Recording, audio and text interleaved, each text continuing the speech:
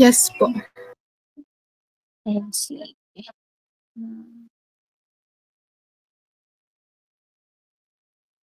Ayan. So, last time natapos tayo dun sa equations develop, yung pagkuha natin ng new state of stress given na meron tayong bagong angle for the plane stress.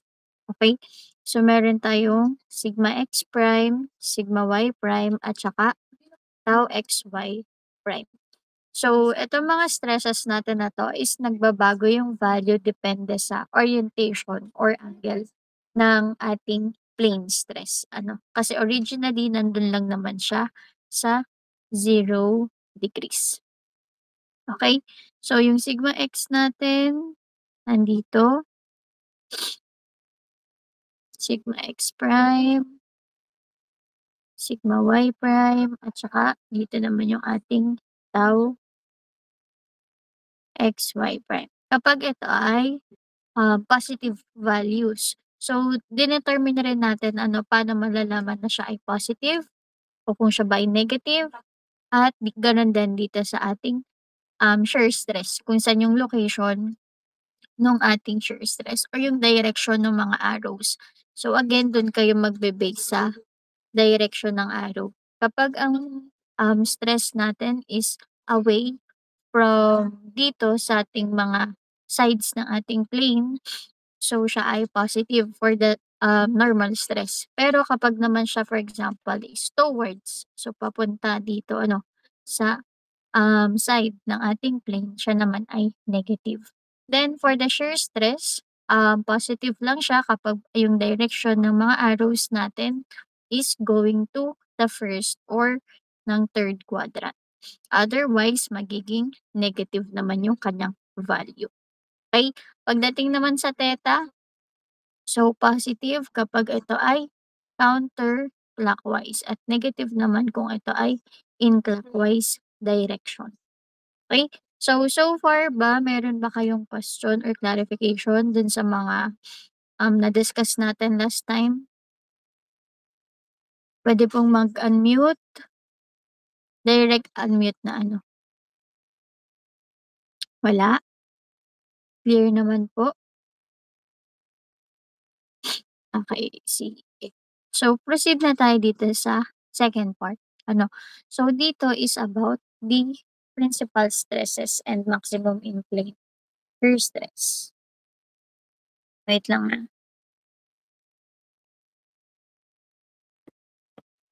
Okay. So, dito, meron tayong tinatawag na principal stresses. Ibig sabihin, ito yung parang sigma max. Siya yung maximum normal stress in a plane. Okay? And then, meron din tayong maximum shear stress. Okay? So, dito nga lang,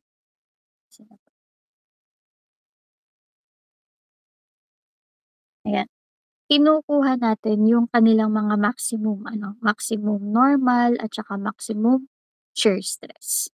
Okay? So, dito naman, meron lang tayong fina-follow din na formula.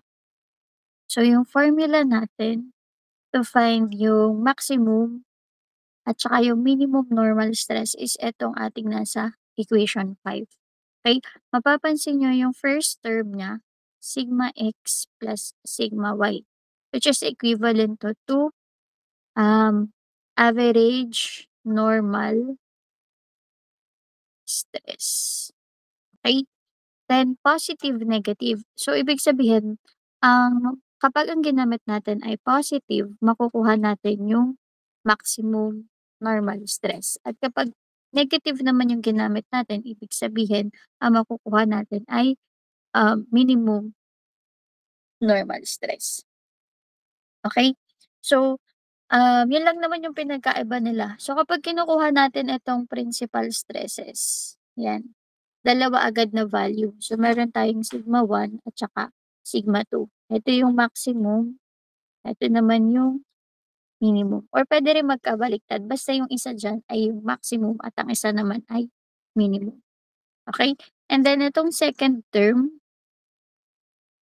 so madali lang din naman siyang tandaan, parang ika-copy mo lang yung first term pero this time negative naman yung sign ng sigma y. and then i-squared natin plus tau xy squared. Then kukunin lang natin yung kanyang,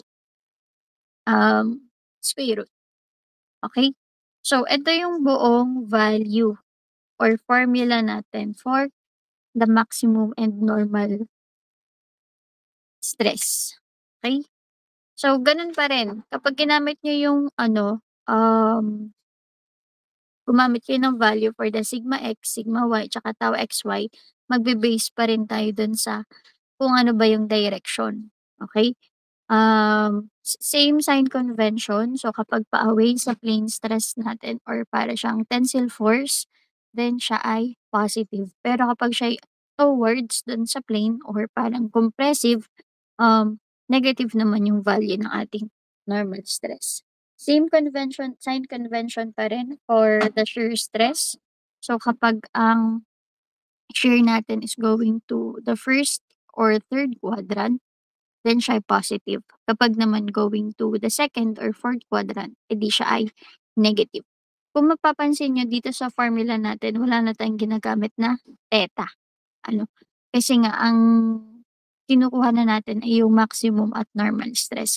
So malalaman natin yung theta nila kung saang angle ba makikita yung, um, maximum at yung minimum normal stress. So dito naman po yun. Okay, so we have tangent to theta p is equal to tau xy over sigma x minus sigma y over 2. Okay, so take note na yung makukuha nyo ay 2 theta. So kapag kinuha natin yung theta p1 tsaka yung theta p2, yan. I-di-divide lang natin siyempre. 2 equally to 2. Okay, and mapapansin nyo yung theta p1 is yung, um, yung 2 theta P1 at saka yung 2 theta P2, yung pagitan nila ay 180 degrees apart. Okey, kapag naman theta lang, so kunwari nakuha na natin yung isang theta, ano, para makuha natin yung isa pang theta, mag-a-add lang tayo ng 90 degrees. Okey, kasi yung distance naman nila or, yung distance nila ay 90 degrees apart. Okey? May question po ba dito?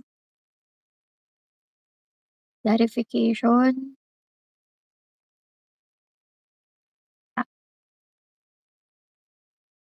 sige sulat lang natin ano, for the principal stress,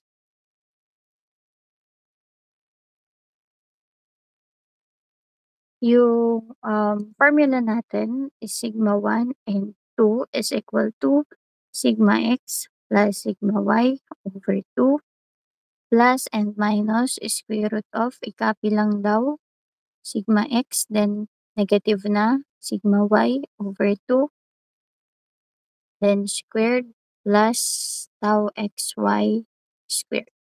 Okay? Then para mahanap yung kanilang angle, wait lang, kita ko na, is tangent to theta p. So yung p natin dito ibig sabihin siya ay for principal. Okay? Ano nga sabi? Tau xy ba yun? Tau xy over sigma x minus sigma 2 over 2. Double check natin na. Ayun, tama naman. Ano, so ito yung formula natin and then ito, okey? Ito ay for the principal stress. Okey, ito yung maximum and minimum. So positive kapag ito ay max normal stress. Okey? Negative naman kapag ito ay minimum normal stress. Okey, ayan. Tapos, theta P1 is 90 degrees apart from theta P2. Okay? So, take note yan.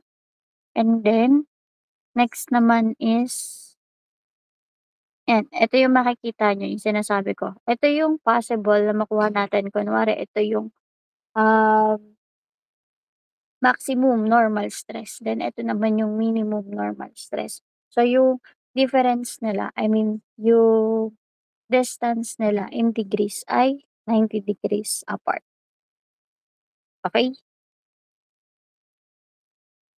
So, kaya kapagka magbe-base tayo dito or magre-reference tayo dito sa x, so siyempre yung angle nito is 90 degrees plus yung ating theta P1, okey? So, dito naman sa maximum in plane shear stress, eto naman yung pagkuha kung kailan ba natin malalaman ano yung angle nung maximum in plane shear stress at saka etong kanyang maximum in plane shear stress, okey? So, mapapansin niyo, ay parang ano, familiar. Same ata 'to dun sa second term ng ating normal stress or yung ating principal stress, 'di ba? And then eto naman, negative reciprocal lang din ng theta natin for principal stress, okey? Kasi nandito yung tau xy, tapos yung sigma x minus sigma y over 2, yun naman yung, denominator kanina, 'di ba, for the angle of principal. Pero this time ito ay naka-negative, so parang negative reciprocal siya. Then dito naman meron tayong sigma average, so yung average normal stress, okey? So, dito pala yung principal natin, hindi, principal 1 and 2 is equal to sigma average plus or minus the maximum in plane, yan, shear stress, okey?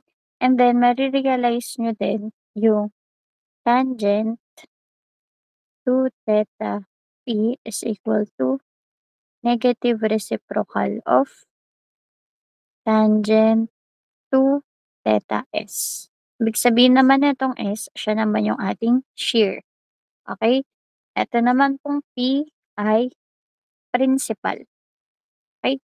So, dito magbe-base tayo yung shear max is equal to the square root of sigma x minus sigma y over 2 squared plus tau xy squared, okey?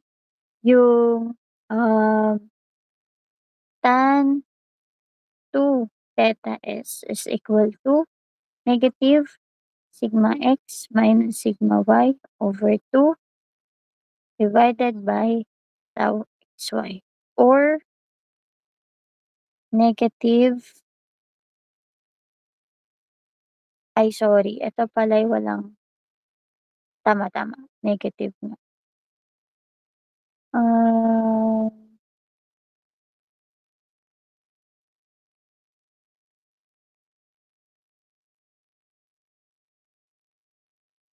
tama, ito ay negative.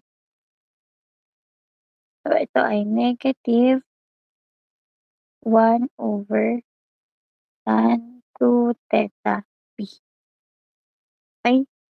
Ayan. So, maganda na tini-take down notes niyo yung mga or kino-compile niyo yung mga formulas natin ano, kasi habang nagsusulat kayo parang name-memorize niyo na rin kung ano yung formula, okey? And then meron kayong mapapansin, okey, ito palang shear max same lang dito sa second term ng ating principal. And then yung sigma average is equal to sigma x plus sigma y over 2. Siya naman yung first term nito kaya ito yung ating pinaka-formula, okey? So, basta sa ulo niyo, ay sorry, wala bang undo, yan. Basta sa ulo niyo 'to, yung principal stress natin na formula, buhay na rin kayo for the maximum in plane shear stress at saka ng average at saka ito din. So, gagawin niyo lang siyang negative reciprocal para naman ma-compute yung ating theta for the shear.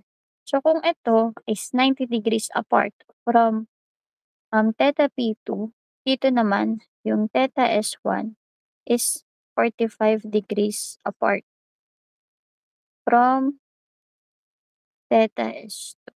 Check natin kung tama.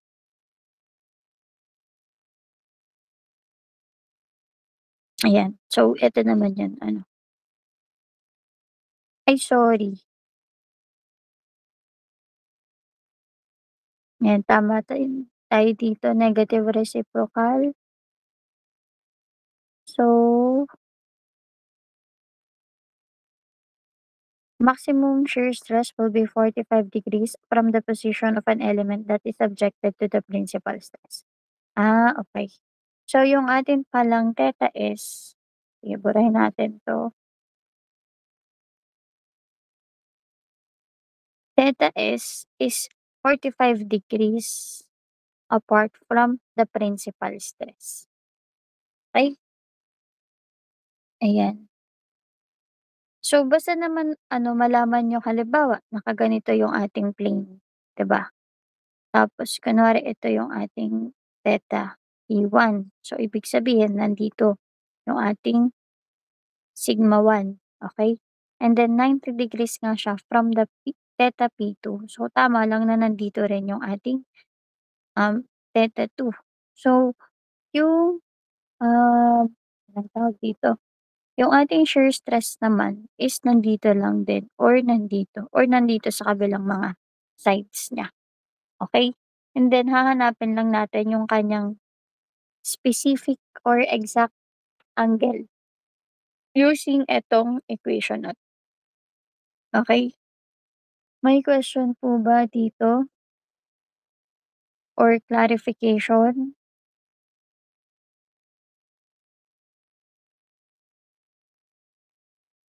Wala? Okey, sige. Baka na-delete o ano. Ma'am, um, since meron po na tayong nadagdag na formula, parang paano ko po malalaman kung alin yung gagamitin ko, okey?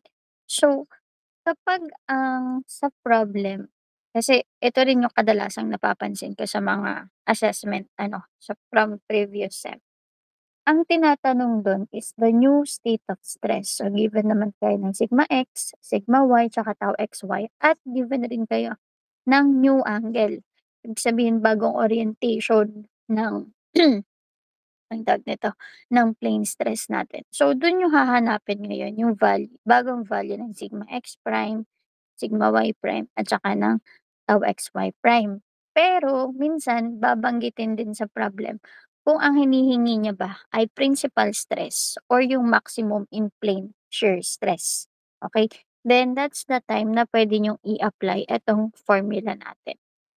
Okey, kasi minsan ang hinahanap naman ay ito, itong mga 'to, pero ang binibigay ay principal at saka share max.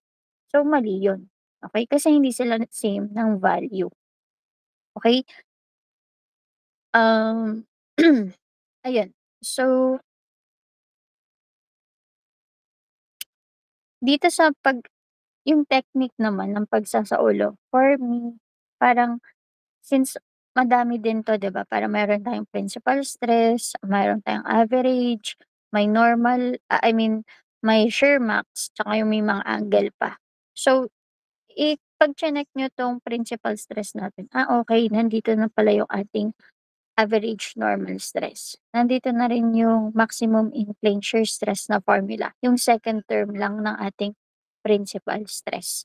Okay. So, kahit eto na lang yung sauluhin niyo, itong principal stress at saka itong angle niya, okey? And then, um,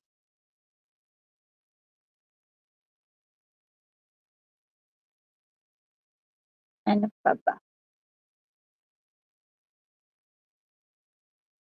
Hmm, take note lang na kapag yung sigma 2 ang hinanap natin siyempre ang gagamitin natin ay yung negative sign. So, parang, average normal stress minus yung ating maximum in plane shear stress, okey? So yun lang naman yung, mga equations natin na nalagdag para dito. Meron ba kayong question or clarification? Wala? Okey, sige. So, mababanggit na naman 'yan sa problem kung ano ba yung kailangan niyong i-provide at saka kung alin ba yung equation na gagamitin niyo or formula, okey? So, proceed na tayo in sample problem. So, the state of plane stress at a failure point on the shaft is shown on the element in our figure A. Represent this state of stress in terms of principal stresses.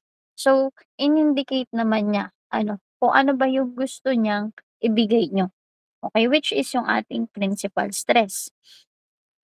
And then kapag sinabing represent, ibig sabihin kailangan niyo ding i-drawing, i-sketch. Ano, hindi enough yung pagbibigay lang ng value ng principal 1 at saka ng principal 2, okey? So, try natin 'to i-solve without looking dun sa solution na meron tayo, okey? So, first, ang unang gagawin is i-identify natin ano ba yung value ng mga sigma x, sigma y at saka ng tau xy. Or puwede namang isipin niyo agad ano ba yung formula na gagamitin ko muna to find yung principal stress, okey?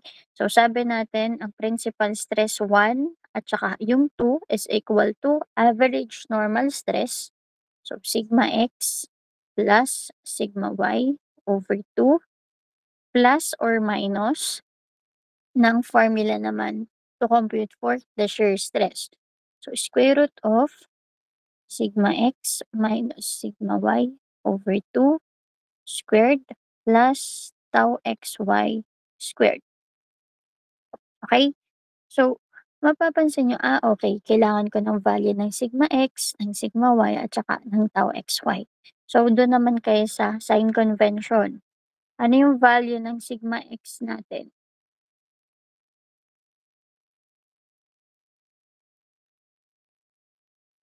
Ano yung value? Siya, nakakatulog na naman. -20 po. Okay. So, -20 MPa. Kasi ito ay going dito sa ating plane. Next, ano yung value ng sigma y? Positive 90 MPa po. Okay, 90 MPa. And then yung ating tau xy,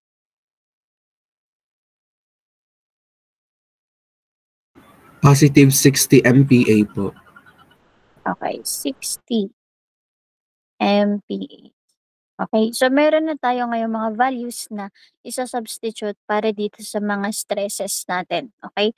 So, kunin niyo muna yung value ng sigma 1. Ano yung value ng sigma 1? Paki-input po sa calculator.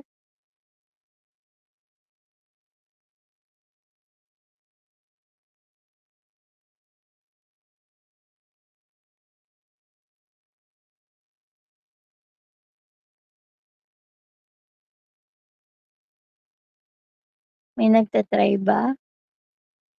Um, Natawag ko na ba last time si John Roel?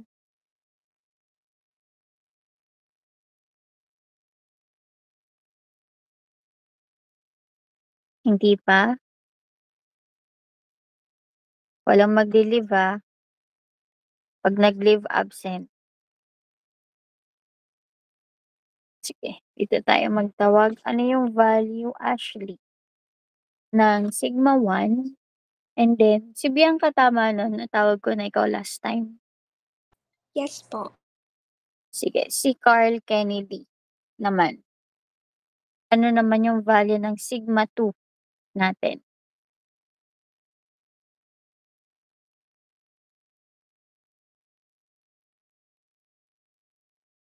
Ay, by the way, nandiyan ba yung dalawa? Ashley and Kennedy? Yes po, Unmute ma'am. lang po. Okay, sige. So, pa-compute ako, Carl, ng sigma 2. And then Ashley, andyan ka ba? Okay. Pa-compute din ng sigma 1. Okay? Then, para naman sa ating angle, syempre kailangan din natin malaman ano ba yung angle niya from the from yung x-axis natin. Okay? So, ito ay tangent to theta p is equal to the tau xy divided by sigma x minus sigma y over 2. Ano yung theta p na mako-compute nyo dito?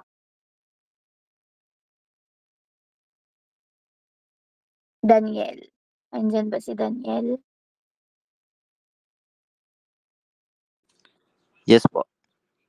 Sige, paki-compute po nung angle dito.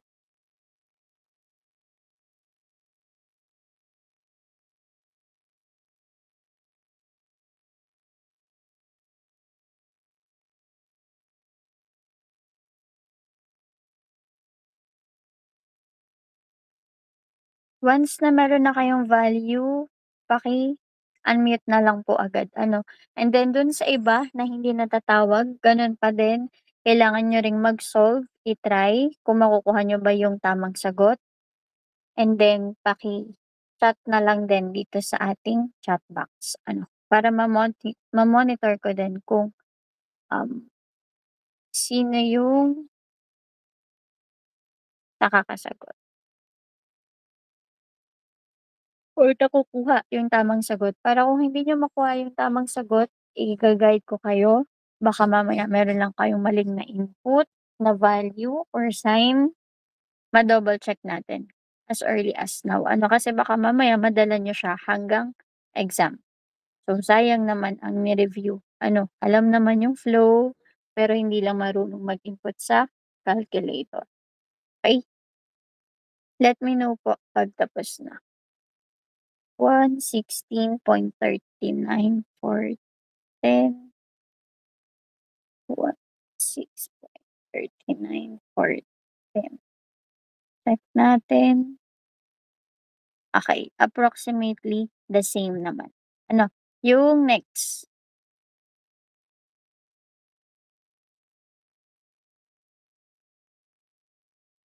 Okay? Nice. Emmanuel and Bianca. Si John Roel ba nakuha na rin yung tamang sagot? Hindi pa po, ma'am. Sige.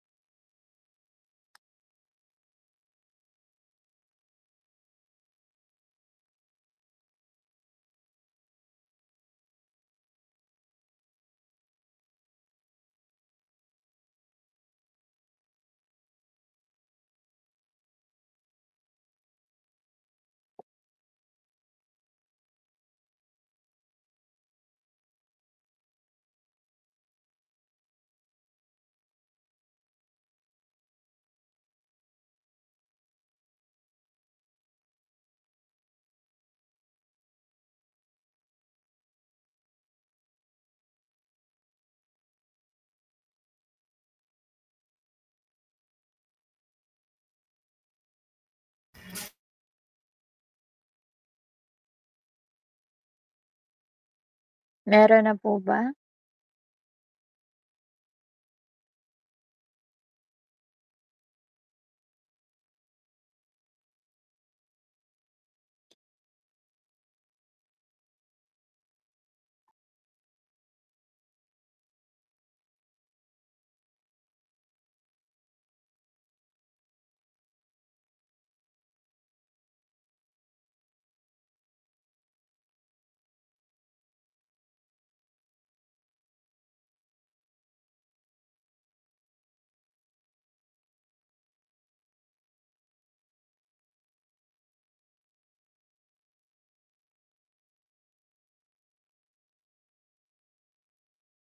Nakuha na po ba?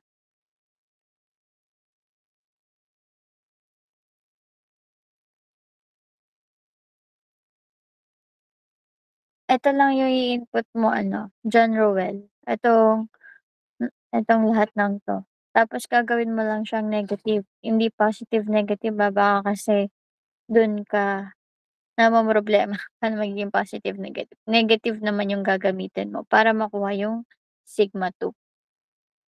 Okey? Copy po, ma'am. Sige. Yung isa ba meron ng sagot din dito sa angle na 'to? Angle Approximately natin. 66.3 po, ma'am. Again?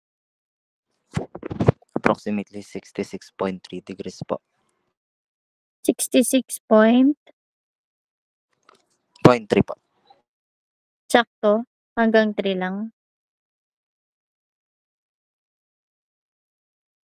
Pakibigay ng buong decimal value kung meron pa.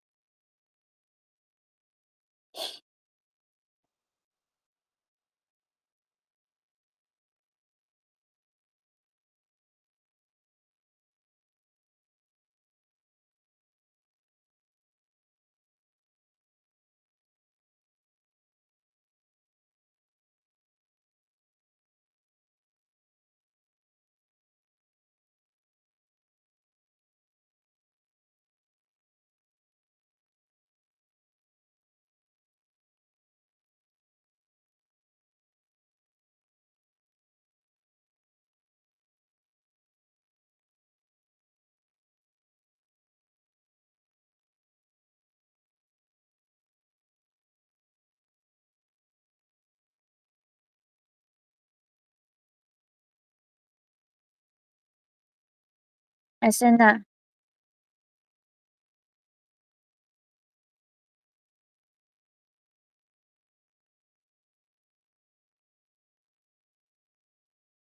(46.39) 'Pag meron na pong sagot at iniintay, paki-unmute po -46.39 para hindi rin sayang yung oras natin.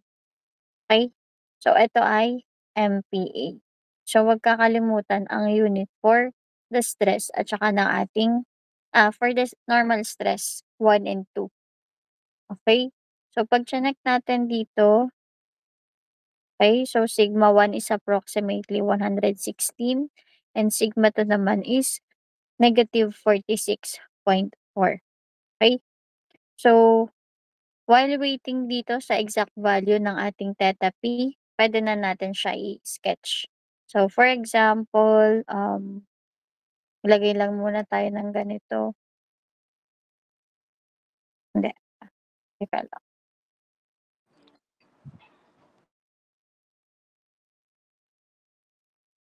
So, yung una natin is 66.3.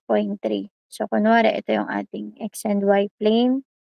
66.3 is kunwari nandito. Yan. So, dito kayo gagawa ng plane. Then, ito yung ating 66.3 degrees. So, since ang nakuha nating maximum is positive, so dito ay pa-away. Ito yung ating sigma 1. And then, ito namang sigma 2 natin ang towards kasi siya ay negative. So, sigma 2. Okay? Or ilagay nyo na lang yung value niya. So, yung theta P1 natin is 66.3 degrees. And then, yung theta P2 is 66 plus 90 degrees.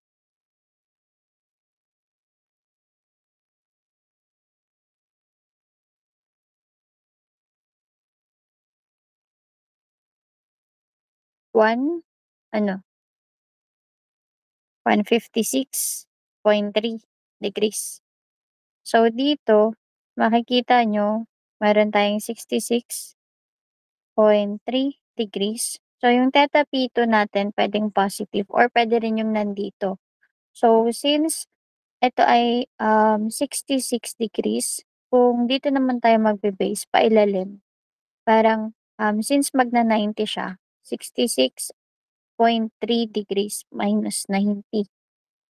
So, ano yung value nito? 23.7 degrees. So, negative. Kapag dun siya sa ilalim, nag-base dito. Ano? Pwedeng positive yung answer natin in degrees, pwede rin in negative. Basta equal lang naman yan na 90 degrees yung pagitan from the theta P1. Okay? Nagets po ba? Okay. Sige. Ayan. So, ganito yung pag-sketch natin. So, dito natin nire-represent yung ating principal stress. So, nandito yung ating sigma 1, then dito naman yung ating sigma 2. Okay?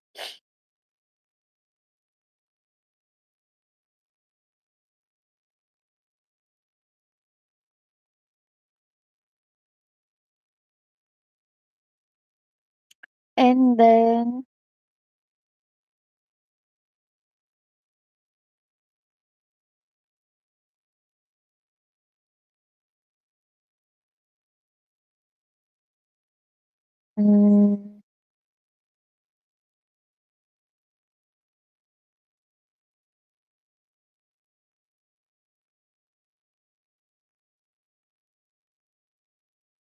next problem ay ito. Problem number 2 na same yung values may -20, +90 at saka +60. Same lang dito sa ating problem number 1. Ayan, -20, +90 at saka +60. Pero dito sa ating problem number 2, ang hinahanap lang is yung maximum in plane shear stress naman at saka yung kanyang average normal stress. So, yung parang nakuha natin in sigma 1 and sigma 2, yun pa rin naman, di ima-minus lang natin itong average normal stress. Kunwari, ang sigma 1 natin is 116.39 ng value nun. 39410. 39410.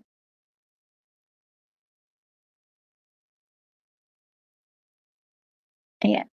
Then sigma 2 is -46.39410. Okay? Ito ay both MPa. So, kung gusto natin makuha yung maximum in plane shear stress, of course, ima-minus lang natin yung average normal stress.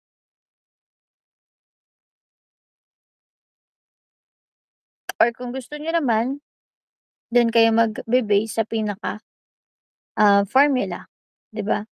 So, meron tayo ditong sigma x plus sigma y over 2 plus or minus ng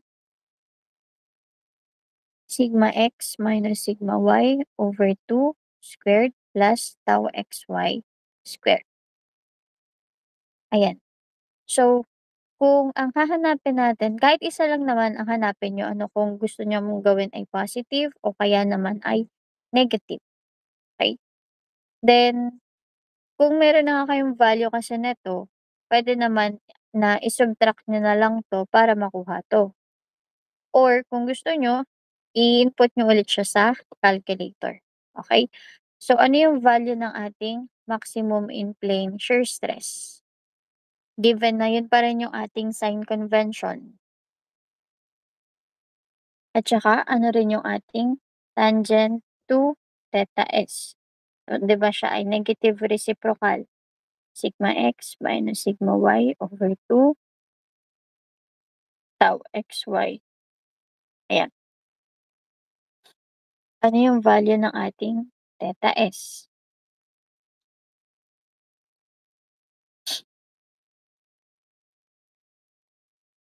Or, Kung gusto niyo naman, 'di ba sinabi natin 45 degrees siya from dun sa ating theta 1. So, 'di ba meron tayong 66.3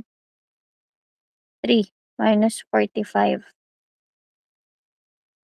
So, mapapansin niyo meron tayong 21.3 degrees, which is same lang din dito.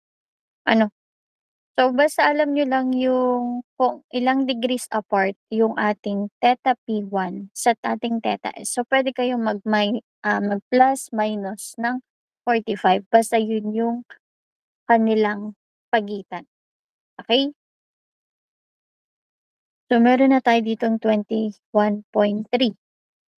And then,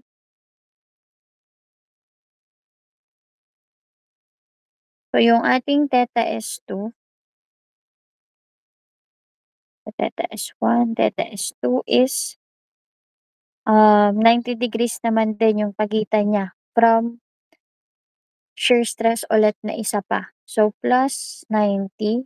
So, yung theta S2 is equal to 111.3 degrees, which is same din dito. Okay? So, ano yung value nito? Ano muna yung value ng sigma average? Paki-unmute po. Pabigay na lang din ng answer sa gustong sumagot.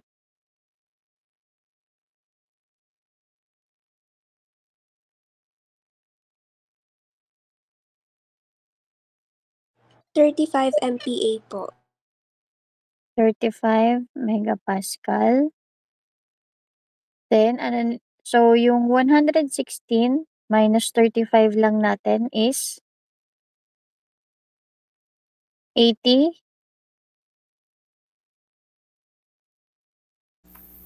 81 po.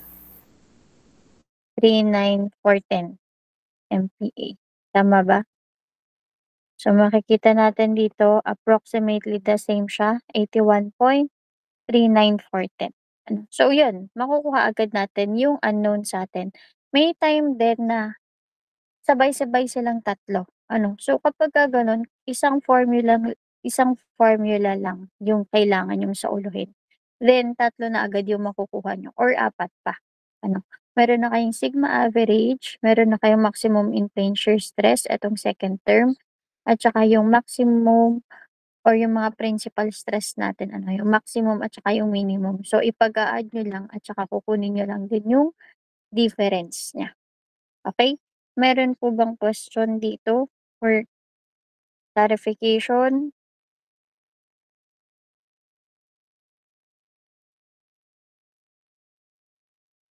Clear naman po yung discussion natin? Okay. Sige.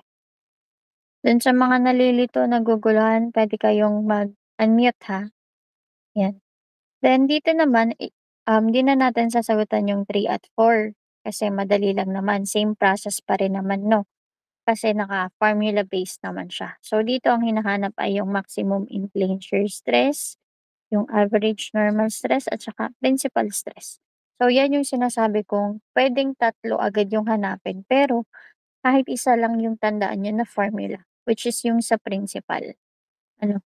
Sigma x plus sigma y over 2 plus or minus sigma x minus sigma y over 2 squared plus tau xy squared.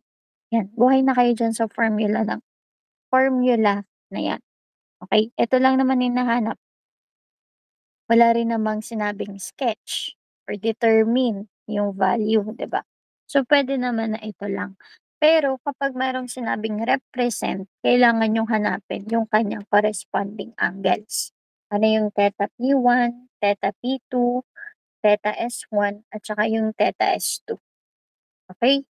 So, yun po yung usapan natin na ayan. Ito yung mga answers. Pwede nyo i-double check.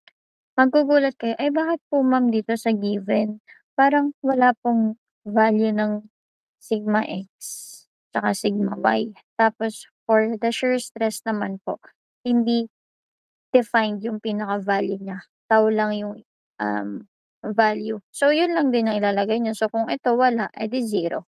Kung ito wala din, edi 0. Then, ito naman yung ating shear stress. Okay? So, sasubstitute nyo lang yung values dyan, makukuha nyo na yung answer. So, for sigma average, 0 yung answer kasi wala namang value. For maximum in plane shear stress naman, so 0 squared plus yung negative. Ito ay negative dahil nandun siya sa second at saka sa fourth quadrant. Okay? Kaya meron siyang positive or negative stress or tau. And then, ipag-a-add nyo lang to at pagsusubtract para makuha naman yung principal stress, which is ito din. Same lang din kasi hindi naman defined yung value niya. Okay? Ayan. So, dito, same lang din. This time naman, ang given ay sigma x lang. Wala yung sigma y, wala rin yung tau xy. So, kapag hinanap nyo to, kapag wala yung mga value nun, ibig sabihin, 0 lang. Ay, hindi nyo kailangan problemahin kung saan nyo kukunin. Okay? Then, mas madali kasi yung mga values ng iba ay 0. Okay? Then, yun pa rin naman, kunin nyo yung principal stress, maximum in plane, at saka yung average normal stress. Okay? Question? Clarification?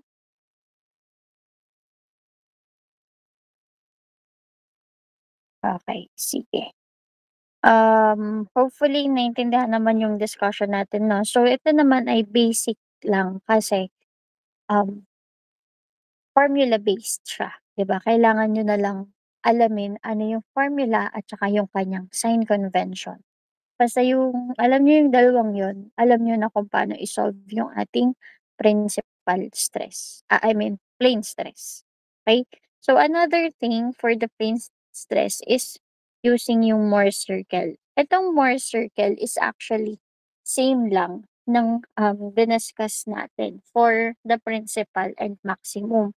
So, dito nga lang, since need natin na makabuo ng isang circle, for the plane stress is meron lang tayo dito mga coordinates system. Ibig sabihin, kailangan alam natin yung exact location ng principal stress, ang tawag nito, ng maximum in plane shear stress using yung x and y coordinate. Okay? So, meron naman ditong steps on how to create or construct yung ating Morse circle. Just to share, meron din ditong maximum at saka minimum. So, yung maximum stress, equivalent lang din ito sa pagkuha natin ng sigma 1. Yung minimum stress is equal to sigma 2 naman. Or basta, ang pagkuha lang nila din ay yung same formula na diniscuss natin for the principal stress. Tapos, mapapansin nyo, yung shear max natin ay equivalent naman siya sa pagkuha ng radius ng ating circle. Okay, ito kasi yung formula niya. Square root of sigma x minus sigma y over 2 quantity squared plus tau xy squared. So, mapapansin nyo, ay, itong formulang to, same lang sa maximum in plane shear stress. So, iti-take note ko na lang na when it comes to Morse circle, to find yung radius ng circle is same formula for the maximum in plane shear stress. Okay? And then, meron din tayong sigma average. So, yung pagkuha lang din natin ng mga average normal stress. Sigma x plus sigma y over 2. Okay? And then, ayan, ito yung ifa-follow natin. Throw the stresses on a cube, label the vertical V and V plane for V and horizontal plane H. So, dito meron tayong V at saka H plane. So, write the coordinates of V and H as, so kapag ilolocate natin itong ating vertical plane at saka horizontal plane, take note na isa-substitute nyo lang yung value for sigma x and negative tau xy. Okay, so parang ito yung x coordinate tsaka yung y coordinate niya. Etong sigma x, kung ano as in yung value na binigay for the given, hindi nyo kailangang i-solve. Same with the tau xy. Ano, for horizontal naman, so sigma y at saka tau xy. Okay? So pag vertical, sigma x ang gagamitin at tapos negative naman yung tau xy. Pag horizontal naman, sigma y ang gagamitin at positive naman yung tau xy na gagamitin natin. Okay?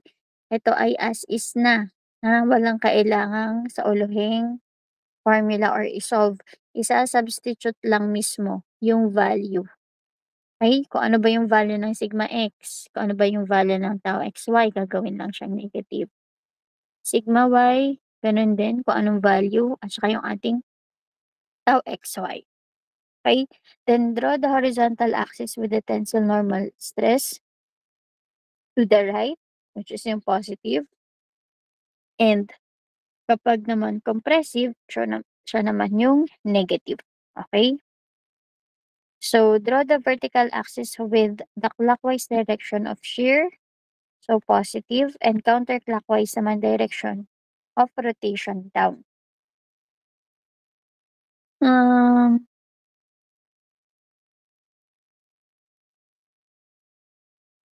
So, dito, since circle siya, kailangan din malaman natin yung coordinates ng center. So, for the center naman, yung coordinates naman niya is yung sigma average and 0. Ibig sabihin, yung x coordinate niya ay yung sigma average. So, yung sigma average naman, yung pagkuha pa rin natin ng average normal stress. So, sigma x plus sigma y over 2. So, dito meron kayong kailangang i-solve para makuha yung sigma average. And then, yung y coordinate niya is always 0. Okay? And then, yun. Kailangan nyo lang din malaman kung ano ba yung radius ng circle. So, same lang din siya sa pagkuha ng ating maximum in plane shear stress. Okay? May question po ba dito? Clarification? Wala? Okay. Sige. Try natin in sample problem 1. So, wag tayo titingin sa solution, no? Gumawa tayo or isolve natin in life. Wag din tayo magre-refer sa solution na meron na tayo. Gagawa tayo ng atin, then i-check lang natin kung nakukuha nga ba natin ng tama yung sagot. Okay?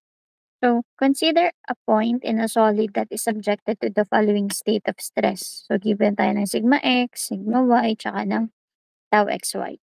Yung first is, draw a free body diagram representing the state stress. So, dito muna tayo sa letter A. Draw the free body diagram representing itong given sa atin na stress. So, for letter A, kung i-drawing daw natin yung plane stress, ano yan?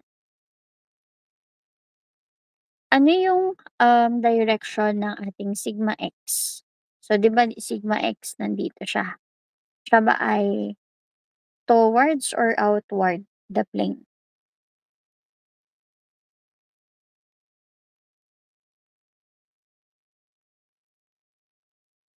Siya ba ay tensile or compressive?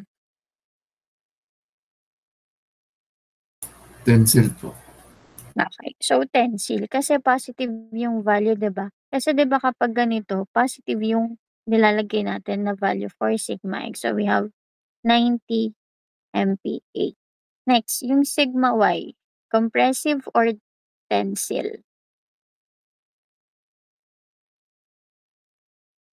Compressive po. Okay, compressive. So, pag nilagay natin siya dito, since tinama na natin yung direction, 'di ba, which is compressive, dapat yung ilalagay niyo na ditong value ay positive. Okay? Next, yung tau xy na negative 60 MPa.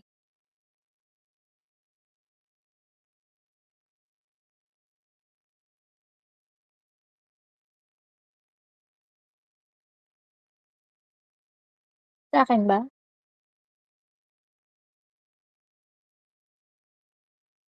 Ito.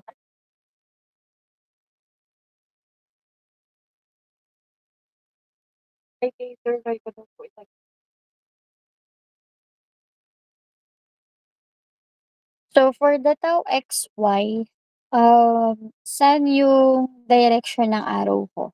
Papunta ba dito sa first quadrant or third quadrant or second and fourth quadrant? Second and fourth po. And fourth po. Okay. So, yung direction ng arrow ko ay papunta sa second at second and fourth quadrant. So, ibig sabihin, nandito yung positive 60 MPa. Okay? Kung gusto nyo lang naman gawing positive yung mga values, pero kung ayaw, halimbawa, gusto ay kung ano ang pagkakalagay, ano. So, halimbawa, ito, matik agad, ganyan ang sinulat nyo. Ayan.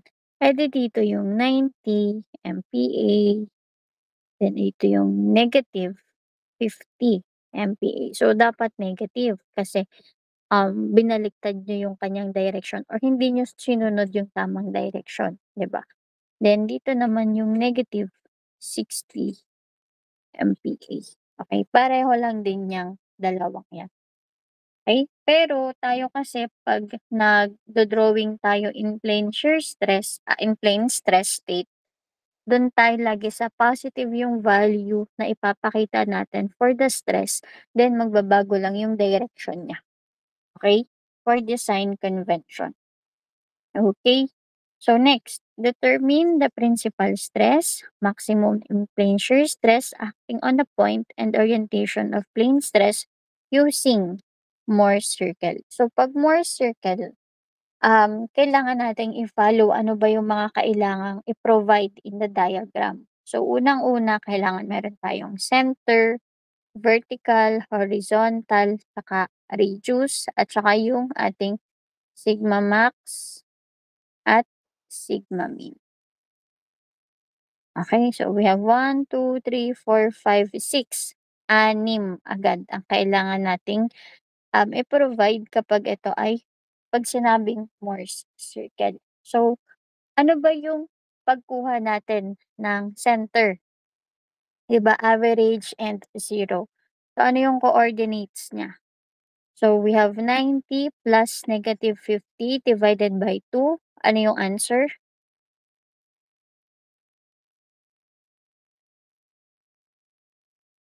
20 po. Okay, so 20 and 0. Yan yung coordinates na ating center. Next, yung vertical. So, pag vertical, siya ay sigma, balikan lang natin dito, sigma x. So, pag vertical, sigma x and negative tau xy. So, ano ba yung ating sigma x? 90, di ba? So, 90 and ano yung ating tau xy? Negative 60, di ba? So, negative times negative 60. So, ito ay positive 60 na din. Okay? Then, for horizontal naman, we have sigma y naman, which is negative 50. And then, positive tau xy, which is negative 60. Okay? Or ito ay 90 and 60. Tapos ito naman ay negative 50, negative 60. Next, kunin nyo naman yung sigma max, sigma min, at saka yung ang tawag nito, yung radius. So, yung radius natin, di ba, parang kumuha lang tayo ng shear max. So, yung shear max natin is equal to sigma x minus sigma y over 2 squared plus tau xy squared. Ano yung value nito?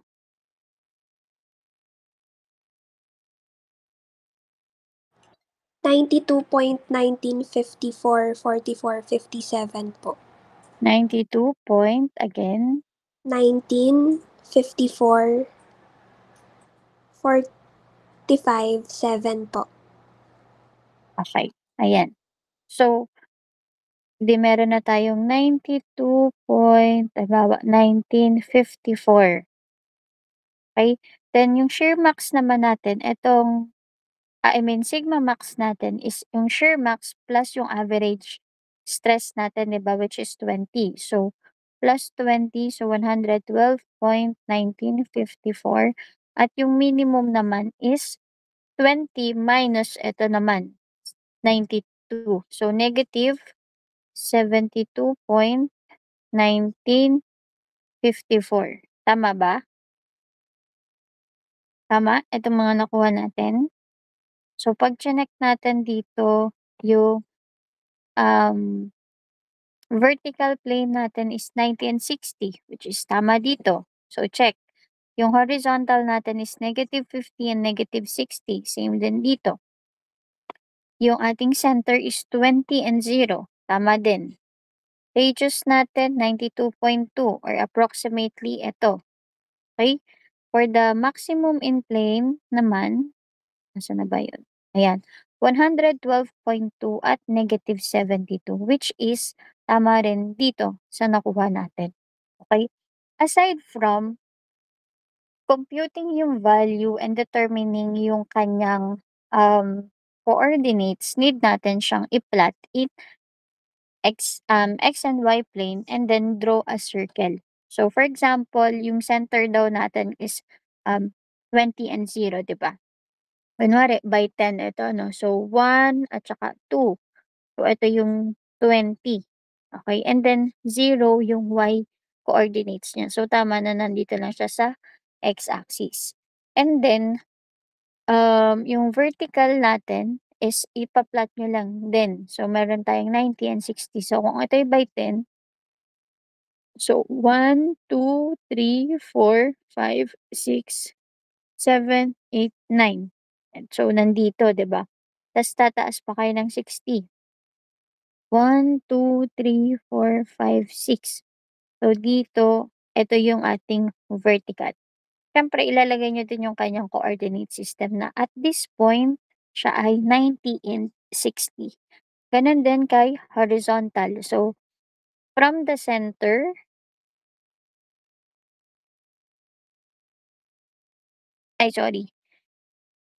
dito pala, negative 50 pa din. So, 1, 2, 3, 4, 5. So, ito yung negative 50.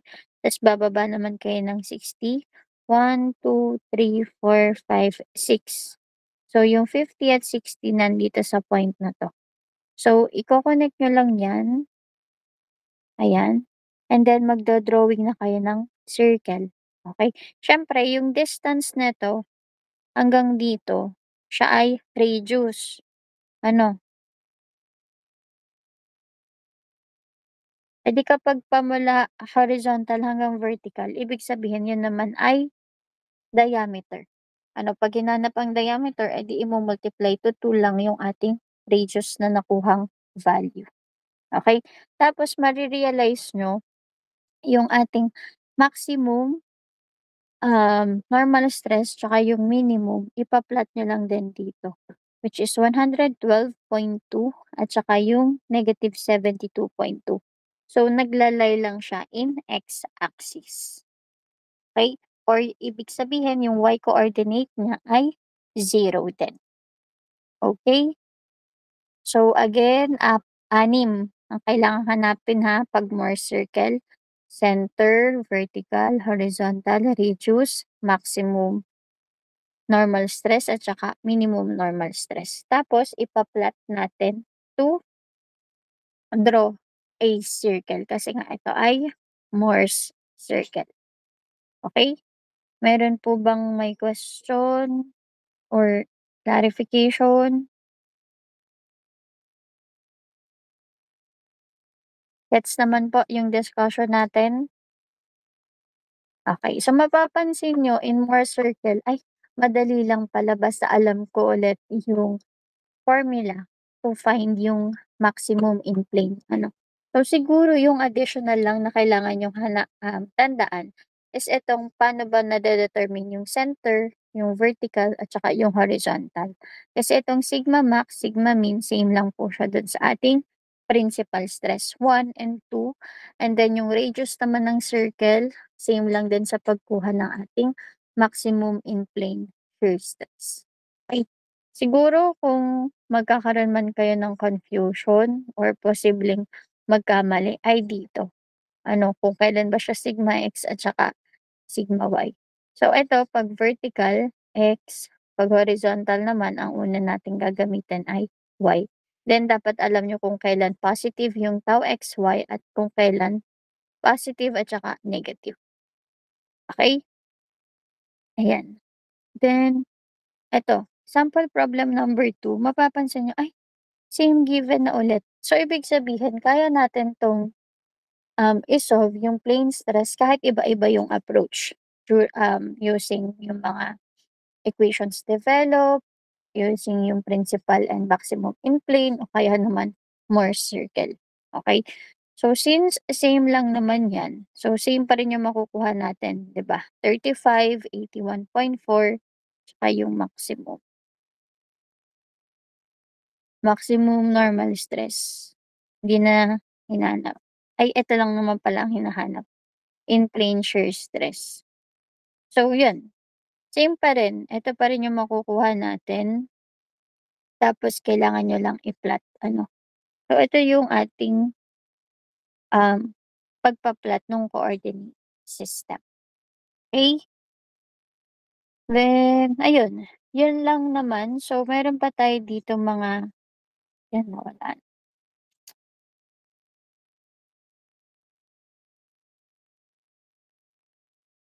Chapter test. Pwede nyo to i-screenshot kung gusto nyo i-resolve again. So, itong method of equilibrium, skip natin to Ito, skip yung A. Dito na lang kayo sa B. Mapa A or B kasi ang gamitin nyo. Pareho lang din naman yung answer na makukuha. Okay? Ito naman yung problem number 3. Pwede pong screenshot. Kahit nga wag nyo na i-screenshot yung answer. Kasi makukuha nyo naman. Pwede naman, edi checking kung nakuha nga ba ng tama yung sagot. Okay? So, question, clarification, wala. Nagets naman po ang discussion natin. Yes, Rochelle. Ma'am, question lang po for tomorrow. Kung ilang items daw po ang quiz po natin? 10. Charot. Hindi naman Basta lang, enough numbers lang naman para dun sa time natin. Ay, wait lang. Ayun, may question pa ba? Siguro mga 3 to 5 or 4 to 5 items. And then problem solving, meron pa rin nag-PPM. Hindi ko na sinasagot kasi sagutin ko man o hindi, malalaman nyo pa rin naman in actual exam. So basta mag-prepare lang kayo for our quiz tomorrow. Module 1 and Module 2 pa lang naman yung coverage. Okay? Ayun, sige. May question pa po?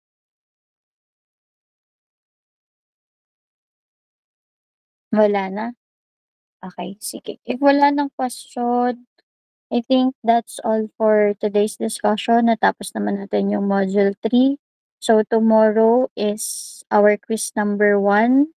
And then next week, start na rin tayo in Module 4. Okay? So, I think yung Module 4 is our last module for the midterm. Okay? Pero yung Module 4, sobrang, pag binrowse nyo yan, mahaba-haba rin yung topics. Okay? Or, madami rin siyang coverage. So, kapag may time kayo, pwede na kayong mag-advance review and then take down notes yung mga questions or clarifications nyo. Okay? So, yun lang po. Thank you and God bless. Thank you po. Thank you po, ma'am. Thank you po.